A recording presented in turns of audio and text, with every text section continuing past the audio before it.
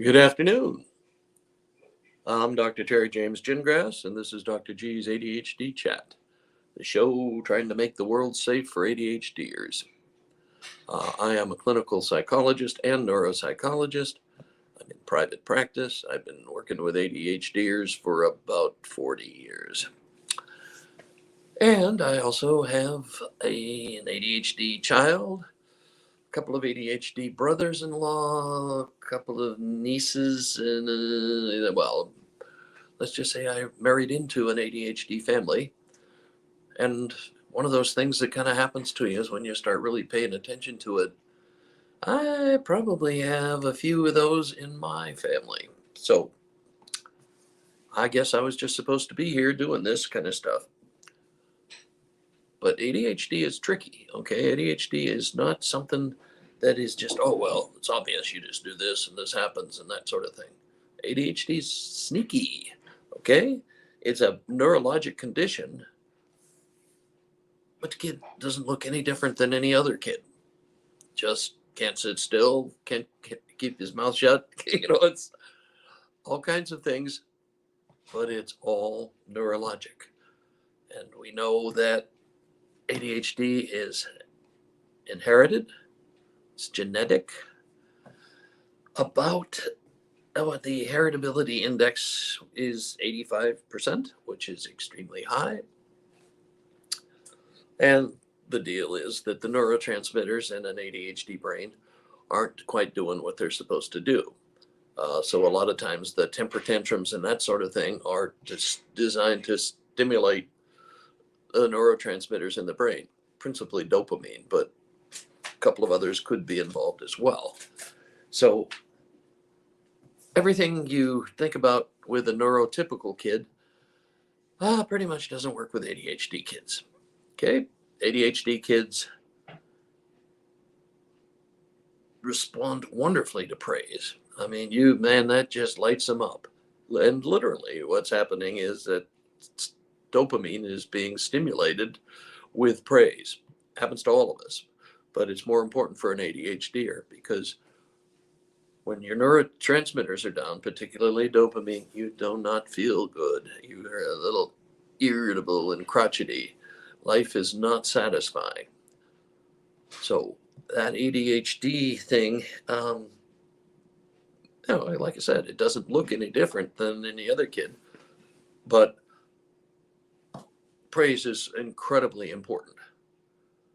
And actually, criticism doesn't have a whole big effect on their behavior. It just doesn't. It just kind of, and punishment is especially not helpful. Okay, so why is ADHD more important for an ADHD family?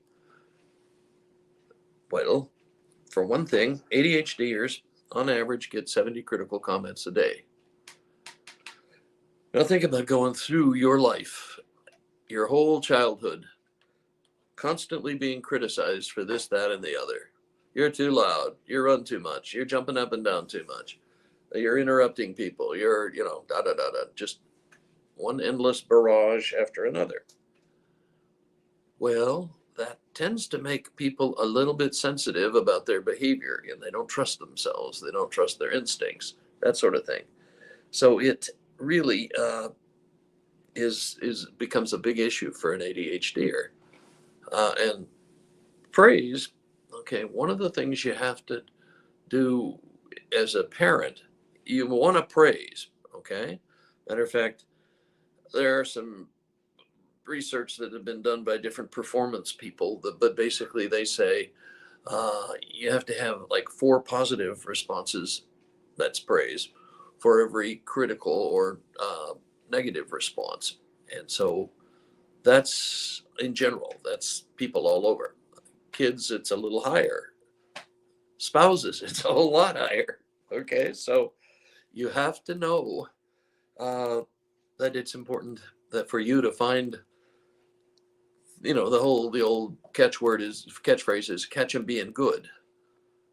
Well, you may have to really look hard, but you've got to do a little more work. You've got to be a little more observant because you don't want to just be the one who praises them for everything they do. It's that causes its own world of problems. They have to think that, dad or mom is going to tell me the straight, skinny on things, that, if they say I did a good job, I did a good job. It can't be that they're always saying I did a good job about everything. Oh, you did a great job buttoning your shirt. Come on. Unless they're, at the stage of the game where they're just learning how to button their shirt, that isn't going to count for much. So you have to be legitimate, but part of what the deal is you have to be observant and looking for chances to offer legitimate praise. Don't make it sound phony. That will not work. That's like, these statues for having completed the season rather than for winning the championship. I mean, I know in some well-meaning world, this is supposed to make everybody feel the same, but in point of fact, everybody's not the same. And I know pretty a whole bunch about athletic performance. My dad was a golf pro, and I've pretty much grown up around performance, people interested in their performance. None of them wanted to be told baloney, they wanted legitimate feedback that, oh, no, you're flying your elbow. That's why you're hitting the ball all over the lot, that kind of thing. So you want to be doing the same thing with your ADHD child. You want to be telling them the truth, but you want to be able to give them praise. You want to be observant enough that you can say, oh man, you really, I can see you that you're, trying to do what we said to do. And I really appreciate your effort. And effort is important to praise, okay? A lot of parents make the mistake of, they say, oh, you're just so smart. You just, and you're praising something that they don't have control over.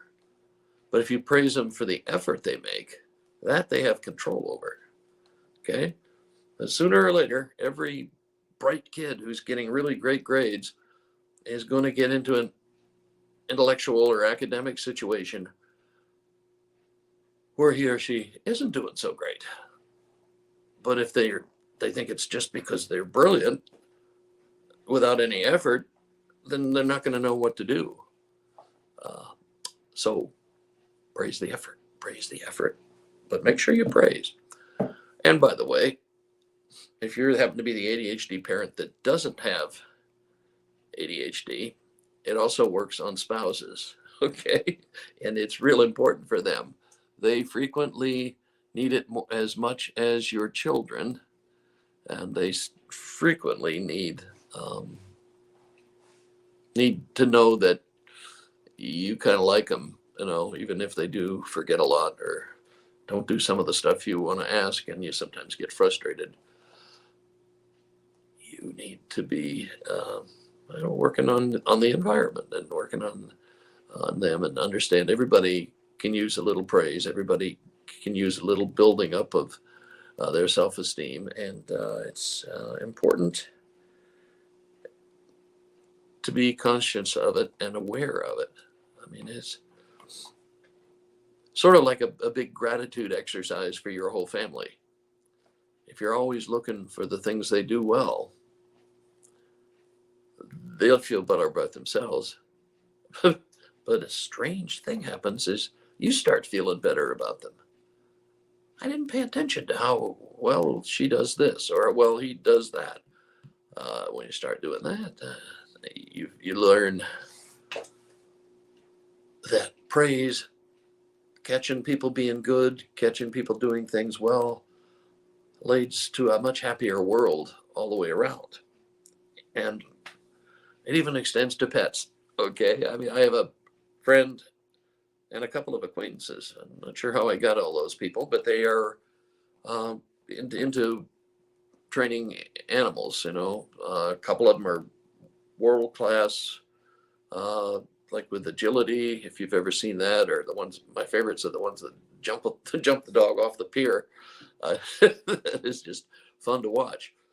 And but the deal is that these people, they train almost totally with positive reinforcement, praise, for those of us who are lay people. Yeah, so they are almost always praising the animal for effort, for doing positive things. And so the dog is just trying, man, they'll go do anything to please that trainer. And that's what you need. That's what you want. That's the kind of relationship you'd like to have in your family, that you can find the things, you recognize that the efforts they make, even if it doesn't turn out great, the effort is what's important. Okay, that's it for this week. I am Dr. Terry James Gingras, and this has been Dr. G's ADHD Chat, the show trying to make the world safe for ADHDers. Why? Well, because we need ADHDers. We need people who think outside the box. Conventional thinkers, neurotypical people are great at keeping the system going, but they aren't so great at solving new problems that crop up.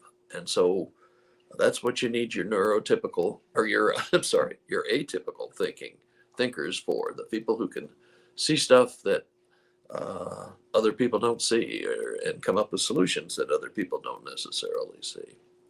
So we need some of those people, but they need to be people that are feeling pretty good about themselves, that are resilient and strong, and will try again if they flub up the first time they try something. So those are the people who get praise, who have people watching them and say, "Oh, you did a good job with that. You really worked hard for that one." Okay. Like I said, I'm Dr. Terry James Gingras. My website is terrygingrasphd.com. Give it a check, and perhaps sign up to join my list. We give a few bonuses away, and we are trying to grow this into a self-sustaining sort of operation. It's trickier than you might think, but we're trying anyway. So you'll be hearing more about things. Oh, and by the way, I started a podcast, cleverly titled also Dr. G's ADHD Chat, and it's on most of the places where you can find podcasts. I try to do it about once a week right now. When I get a little more into the groove, into the pattern, I'll probably try doing it twice a week. But for now, once a week. Okay, we will catch you next time.